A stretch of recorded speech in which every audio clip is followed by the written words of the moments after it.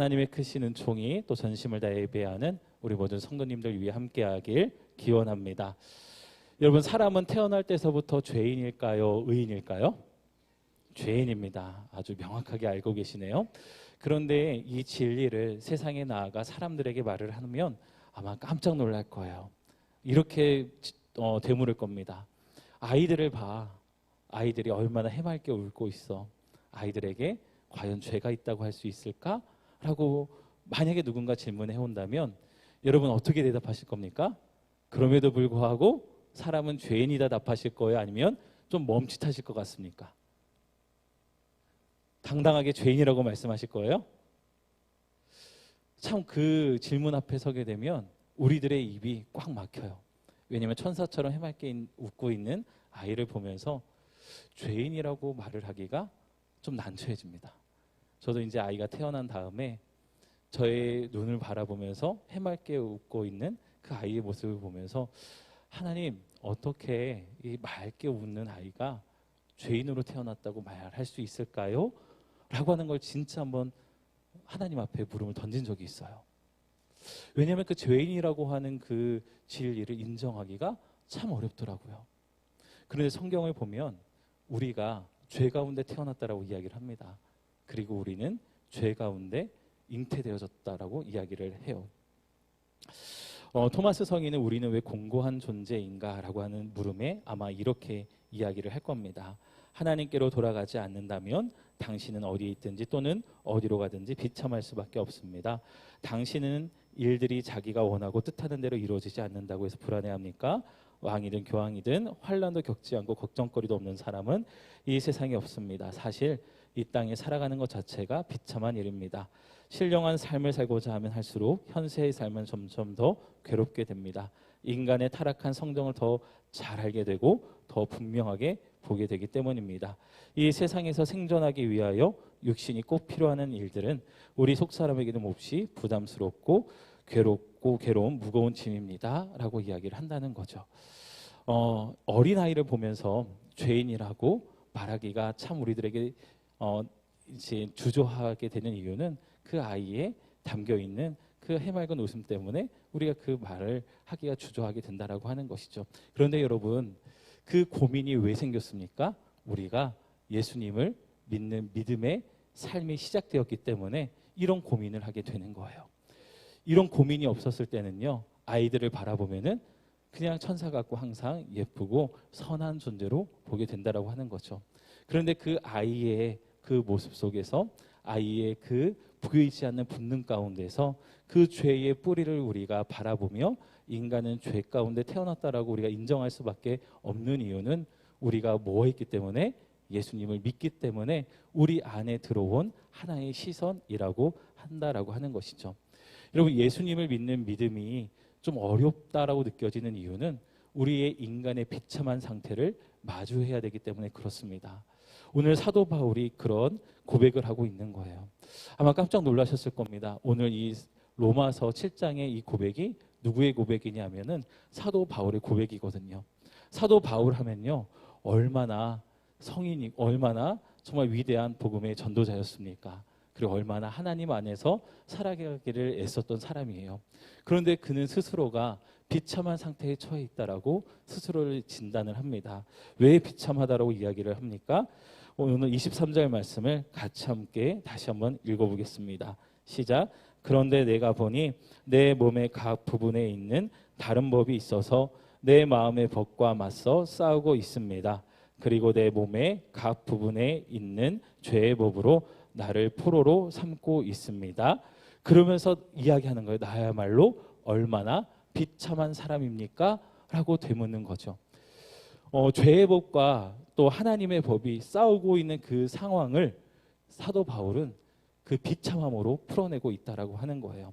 좀 여러분 의아하지 않으세요? 왜냐하면 하나님의 법이 없이 그냥 죄의 법으로 가득한 상황이 비참한 상태인 것 같은데 죄의 법과 하나님의 법이 싸우는 나의 삶의 이 치열한 한복판에 내가 서 있다라는 것 자체가 너무나 비참하게 여겨진다라고 이야기를 하고 있다라는 거예요. 어떻게 보면 우리 그리스도인들이 살아가는 실존의 모습이기도 합니다. 어떻게 보면 그 치열한 삶을 우리는 언제까지 해야 되는 거예요? 주님 나라 갈 때까지 이 싸움을 계속해서 해 나가야 된다라고 하는 거예요. 이것은 굉장히 처절한 싸움입니다. 왜냐하면 우리들의 구원의 문제에 있어서 너무나도 중요한 문제이기 때문에 그래요.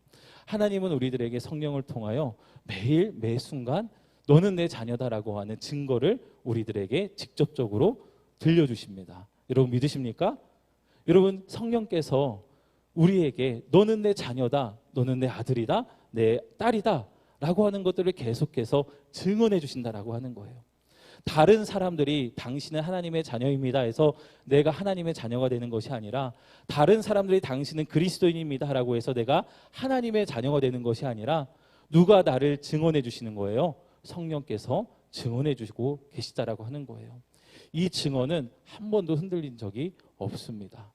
이 증언을 가지고 우리는 살아가고 있는 사람이에요. 그럼에도 불구하고 여전히 우리 안에는 이런 삶의 어려움들이 있다라고 하는 거죠. 성화의 여정을 걸어가면서 구원의 확신이 희미해질 때, 여러분 그때가 정말 위험한 순간입니다. 저는 우리 성도님들에게 누가 물어보든 당신은 구원의 확신이 있습니까? 라고 할 때 당당히 아멘 외칠 수 있는 우리 성도님들이 되길 간절히 소망합니다. 구원의 확신은 희미해지는 게 아니에요. 구원의 확신은 항상 단단한 쇠줄처럼 우리들의 삶을 붙들고 있는 성령의 직접적인 증거가 우리를 향하고 있기 때문에 구원의 확신은 희미해지는 것이 아니라 날마다 우리를 굳게 붙들어주는 쇠줄과도 같다라고 하는 것입니다. 그러니 여러분 이 구원의 확신에 있어서는요 흔들림 없이 고백하실 수 있으면 좋겠어요. 이제 간접적인 증거에 대한 이야기를 나눴잖아요. 그 간접적인 증거는 우리가 치열하게 분투해가는 삶이라고 말씀드렸어요. 오늘 사도 바울이 그 간접적인 증거의 삶을 우리들에게 보여줍니다.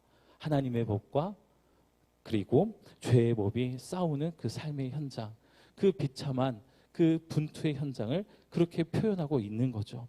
그런데 여러분 이것이 과연 비참함으로 끝날까요? 아니라는 겁니다.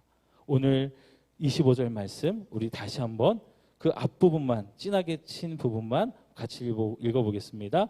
시작. 하나님께 감사를 드립니다. 하나님이 건져내 주십니다. 아멘. 내 몸의 각 부분에 있는 죄의 법으로 나를 포로로 삼고 있고 그 법과 계속해서 치열하게 싸우려 하는 그 삶이 때로는 공고해서 비참하게 느껴지는 이 사도 바울이 어떻게 고백을 하냐? 하나님께 감사를 드립니다. 하나님이 건져내 주십니다. 할렐루야. 그것을 고백하고 있는 거예요. 제가 말씀은 준비하지 않았는데 우리 시편 77편 말씀을 성경 가지고 계신 분들은 잠깐 펴서 한번 보도록 하겠습니다. 시편 77편 말씀 한번 보셔요.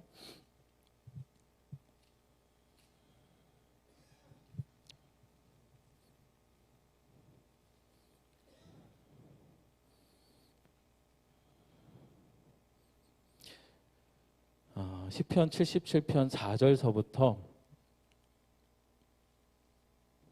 우리 11절까지 말씀을 교독하고 마지막 절 함께 읽겠습니다. 주께서 내가 눈을 붙이지 못하게 하시니 내가 괴로워 말할 수 없나이다. 밤에 부른 노래를 내가 기억하여 내 심령으로 내가 내 마음으로 간구하기를 그의 인자하심은 영원히 끝났는가 그의 약속하심도 영구히 패하였는가.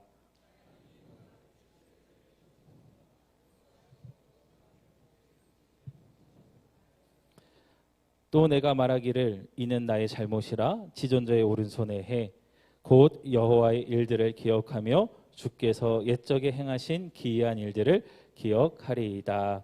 아멘. 그러면서 12절 말씀에 주의 모든 일을 작은 소리로 읊조리며 주의 행사를 낮은 소리로 되뇌리이다 라고 고백을 합니다. 하나님의 은혜가 끊긴 것 같아서 하나님 앞에 그 쓴 마음을 막 토로했던 시인이 그 12절 말씀에서 어떻게 이야기를 해요? 또 내가 말하기를 이는 나의 뭐라고요? 잘못이라고 고백을 합니다. 그러면서 다시금 하나님의 은혜를 바라보기 시작을 해요. 지존자의 오른손에 곧 여호와의 일들을 기억하며 하나님께서 하신 일들을 무엇입니까? 구원하신 일들을 기억한다고 하는 거예요.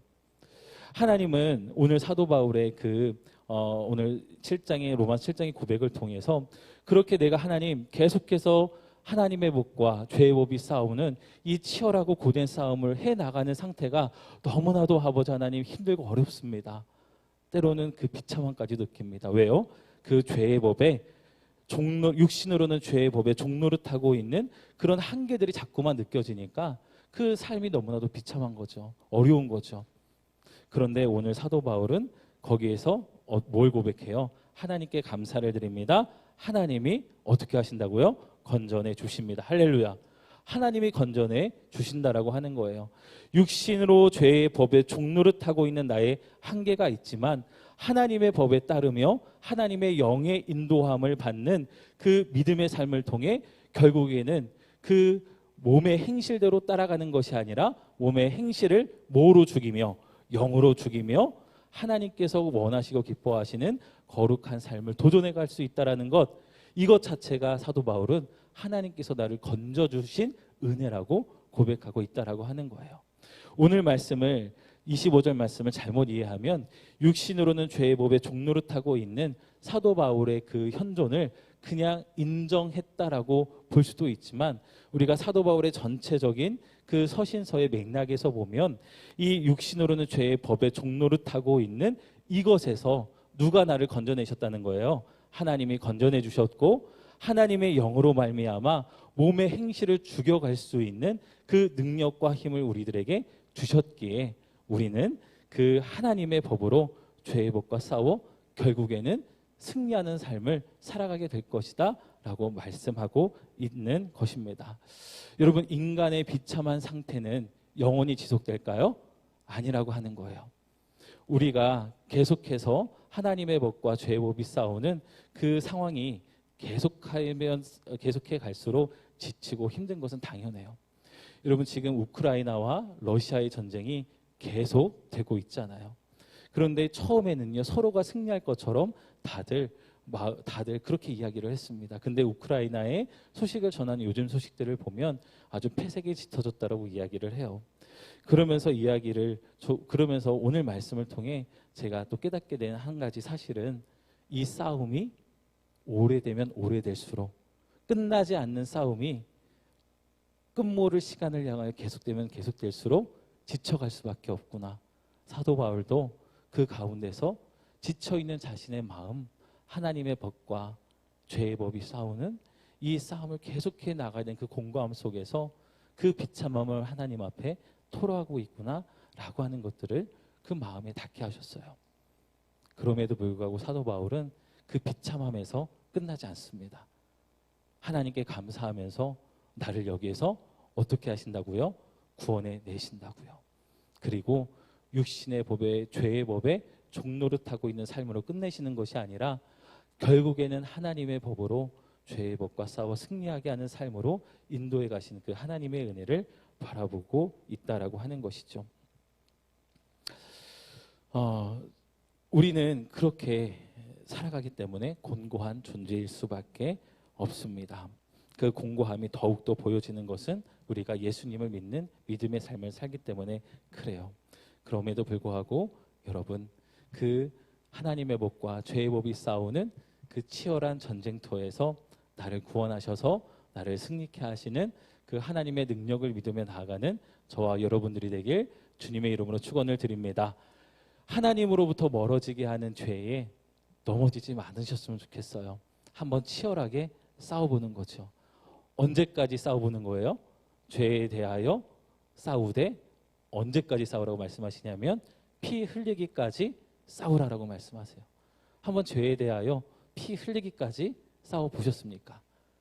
자꾸만 내 마음에 일어나는 거짓된 마음들, 자꾸 내 마음에 일어나는 미움의 마음들, 자꾸 하나님과 멀어지게 만드는 그 우상 숭배에 대한 그 마음의 방향성들을 딱 진단되었을 때에 한번 피 흘리기까지 대항하면서 그것을 끊어내고자 성령을 의지하며 도전해 보신 그런 삶의 모습들이 있으시냐고 하는 거예요. 한번 피 흘리기까지 대항하여 그 죄와 싸워 승리해보는 저와 여러분들이 되었으면 좋겠어요.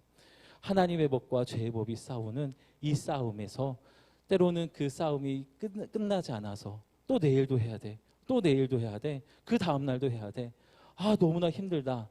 너무나 나의 삶이 비참한 것은 아닌가라고 한탄했던 이 사도 바울에게도 결국에는 그것을 이기게 하시는 하나님, 거기로부터 구원해내시는 그 하나님의 능력을 의지하며 다시금 힘차게 그 삶을 살아갔거든요. 여러분, 하나님의 법과 죄의 법이 싸우는 그 현장에서 하나님은 우리를 승리케 하실까요? 아니면 그 싸움에서 지게 하실까요? 승리케 하신 줄 믿습니다. 할렐루야. 우리는 지는 싸움을 아니라 우리는 승리를 약속받은 싸움을 하고 있는 거예요. 그러니 여러분, 한번 죄에 대하여, 하나님과 멀어지게 하는 생각들에 대하여 한번 치열하게 한번 부딪혀 보시고 싸워 보세요. 우리들의 삶에 적용해 보면 하나님께 예배하러 나아가는 그 자리에 얼마나 많은 방해가 있는지 모릅니다. 때로는요, 발걸음이 무겁기도 하고요, 갑자기 두통도 생기고요, 갑자기 안 아프던 허리가 갑자기 아프기도 시작을 합니다. 새벽 기도에 나오려고 하는 그 마음의 결단이 있음에도 갑자기 알람이 왜 안 울렸는지, 또 갑자기 왜 알람은 내가 잠결에 껐는지, 그 수많은 그 방해의 모습들이 우리 안에 있다라고 하는 거예요. 여러분, 몸의 행실을 죽여야 영이 살아납니다. 성도의 삶은 그 싸움이에요. 그 싸움에서 지면 안 된다라고 하는 거예요.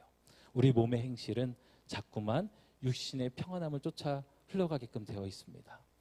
그런데 몸의 행실을 영으로 죽이며 영이 깨어나고 영이 살아나는 그 삶은요, 그 육신의 고단함이 있을 수밖에 없어요.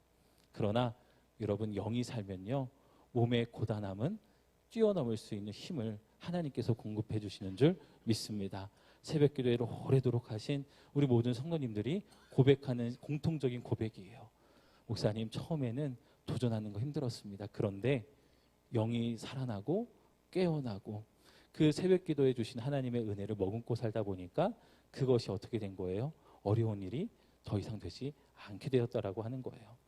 우리가 하나님 앞에 정하여 나아가는 그 시간들, 하나님과 더욱 가까워지는 시간들, 그 시간들을 방해하는, 그리고 나오지 못하게 하는 그 수많은 그 몸의 행실들을 여러분 안에 계신 성령의 도우심을 의지하며 그 행실들을 죽여가고 또 영으로 살아가는 저와 여러분들이 되길 주님의 이름으로 축원을 드립니다. 우리 뒷장 넘기셔서 두 번째 부분 함께 보도록 할게요. 공고함 속에서 우리가 어떻게 희망하며 살아갈 수 있는가. 바로 예수님에 대한 이야기인데요. 토마스 성인은 이렇게 이야기를 합니다. 하나님의 성도들과 그리스도의 모든 경건한 것들은 육신을 기쁘게 해주는 것들이나 세상 사람들이 소중하게 여기는 것들에 눈길을 주지 않았고 도리어 오로지 하늘에 있는 영원한 것들에 소망을 두고 간절히 열망하였습니다. 여러분, 이 땅을 보면 소망이 있으신가요? 아니면은 절망뿐이신가요? 나라를 생각하면 희망이 있으세요? 희망이 보이세요? 아니면 절망만 보이세요? 나라를 보면 나라를 보면은 아마 다들 걱정하실 거예요. 그런데 우리나라가 일제강점기에 있을 때, 6.25 전쟁 한복판에 있을 때 이 믿음의 선진들은 이 땅의 아픔을 끌어안으면서 하나님께서 이 땅을 회복시키실 꿈을 노래했고요. 그 꿈을 기도했고 그 꿈을 이야기한 분들이 바로 우리 믿음의 선진들의 이야기입니다. 나라에 대한 꿈이 있었어요. 나라에 대한 소망이 있었습니다. 어떻게 보면 오늘날 우리 시대의 크리스천들의 비극 중 하나는 뭐냐면 이 땅을 향한 하나님의 소망을 잃고 살아간다고 하는 거예요. 염려와 걱정은 많은데 하나님의 꿈을 이야기하지 않는다는 것이죠. 여러분, 우리 대한민국 가운데 하나님의 꿈이 있을까요? 없을까요? 하나님의 꿈이 있습니다. 우리 대한민국 하나님께서 살리실 거예요. 하나님께서 우리 살 길을 열어가고 계시는 줄 믿습니다. 얼마나 많은 고비들과 어려움들이 있었습니까? 그럼에도 불구하고 하나님은 이 땅에 기도하는 이들이 있기 때문에 교회가 있기에 하나님 손에 붙들려 살아가는 하나님의 백성들이 있기 때문에 이 나라에 살 길을 열어가고 있으셔요.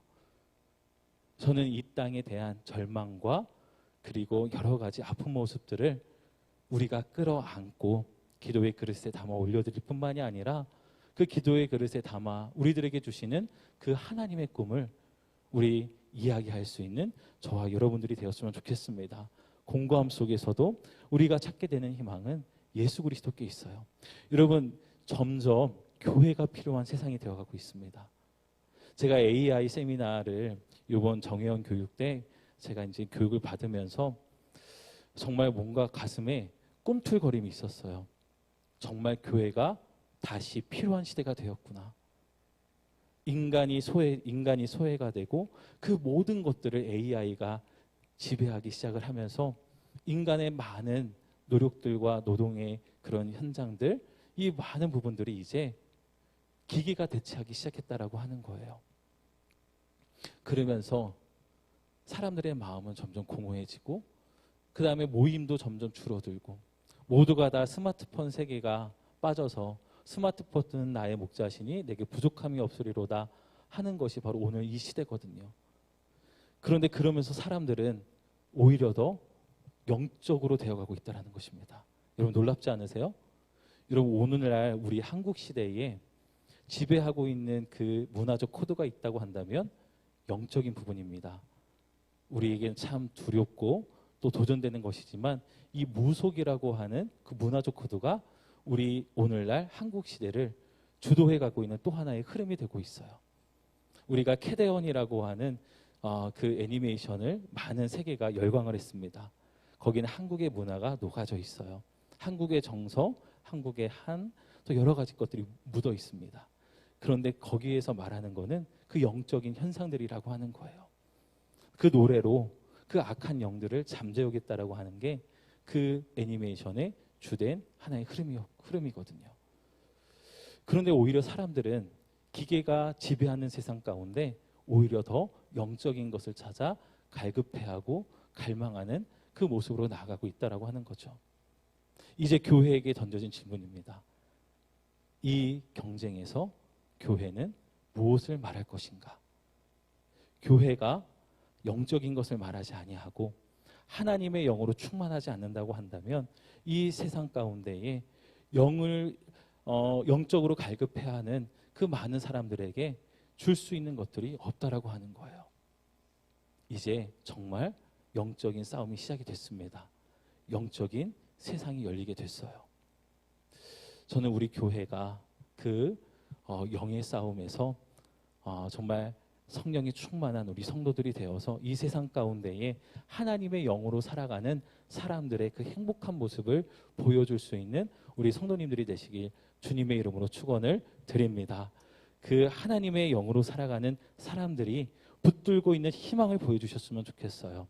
예수 그리스도 안에 있는 그 소망을 보여주셨으면 좋겠습니다.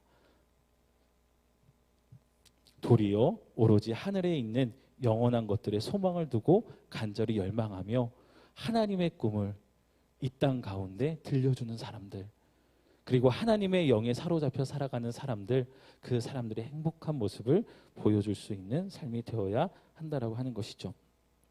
자, 그러기 위해서 토마스 성인이 이렇게 도전합니다. 그 네모칸 안에 있는 부분을 함께 읽어볼 텐데요. 형제여, 여기서부터 함께 읽어보겠습니다. 형제여, 신령한 사람으로 같이 읽을게요.